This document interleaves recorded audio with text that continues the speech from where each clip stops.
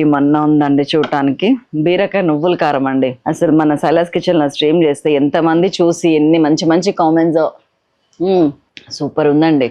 పైన లేయర్ ఏమో గట్టిగా ఉంది, లోపల మొత్తం ఇట్లా వెన్నెలా కరిగిపోతుంది. చాలా సింపుల్గా చేసేసాను. ఫస్ట్ ఒక మంచి నాన్ స్టిక్ కడాయి లాంటిది తీసుకున్నానండి, అంటే అడుగు అంటకుండా ఉండేది తీసుకొని దానిలో ఆయిల్ వేసుకొని బీరకాయలు ఇట్లా పెద్ద పెద్ద ముక్కలు కట్ చేసుకొని మంచిగా హై ఫ్లేమ్ మీద ఒక 7-8 మినిట్స్ వరకు ఫ్రై చేసేసాను. దాన్ని ఒక పక్కన ఫ్రై చేసుకుంటానే మళ్ళీ ఇంకొక ప్యాన్ తీసుకున్నాను.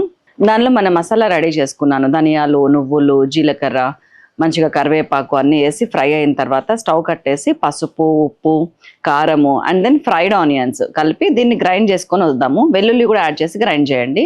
అండ్ మళ్ళీ మన మొదటి దగ్గరకు వస్తే కనుక మనం వేయించుకున్న బీరకాయలని పక్కకు పెట్టి పాన్లో మళ్ళీ ఆయిల్ వేసి ఆవాలు, జీలకర్ర పోపుకేసి కొంచెం నువ్వులు ఎక్కువ వేయండి, కరివేపాకు కూడా వేయండి.